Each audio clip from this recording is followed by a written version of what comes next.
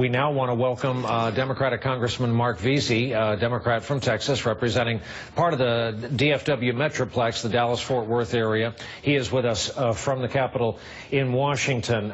Congressman, first of all, what do you make of these quotes? I assume you could hear my interview with the governor. These quotes from the Lieutenant Governor, Dan Patrick, about calling the marchers last night hypocrites in Dallas.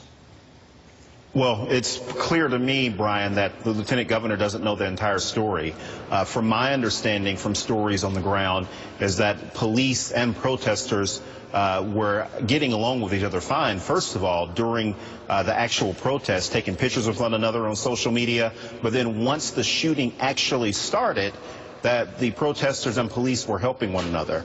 The police were so brave. They went right into the line of fire despite not having the same caliber weapon as the shooter had. But they still went in with bravery to try to subdue him. And my understanding was that the protesters were actually aiding the and giving them directions and any intel that they actually had on the ground with cell phones and other things like that.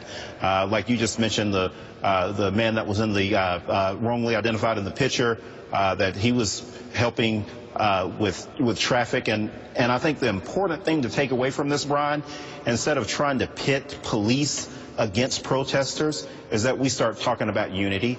Because what the Lieutenant Governor is honing on is exactly the problem. There's too much division in this debate. We need to start talking about how we can come together, how we can start having more transparency, how people can start feeling better about any sort of confrontation or encounterment that they have with police.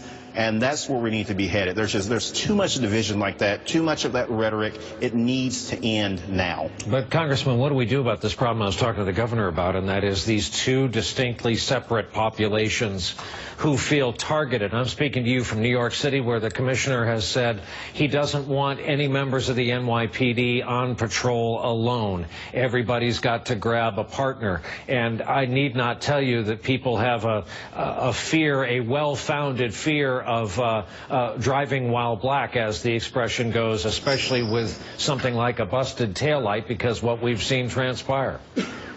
Well, the first thing that I would say is that anyone that would target a law enforcement official, that is absolutely the wrong thing to do, that you are making the situation worse. I've been briefed by my staff on the rash of shootings that have taken place today, targeting police officers. That is the wrong way to go. You are making things worse. And I think that that's really important for anyone out there that's angry to hear. You need to stop. Nonviolence is the way how we're going to solve this. The peaceful protest, what was happening in Dallas last night before the shooting rampage took place, that is the way how we're going to move forward. On the other side, what you talked about, the black community and our sense that oftentimes in these traffic stops or, again, these encounters, that the police are not being fair to black males, we need to look at what some of the best practices are.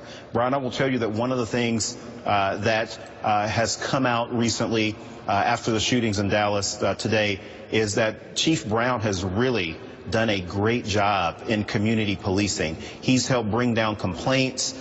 He's brought a lot of transparency when it comes to police shootings and those sort of things. Working with the community to make that type of thing happen will go a very long way. We certainly have heard that same compliment for the chief from many other people in these last just about 24 hours. Congressman, we're sorry for your district. We're sorry for your state. Thank you very much for spending time with us on the air today.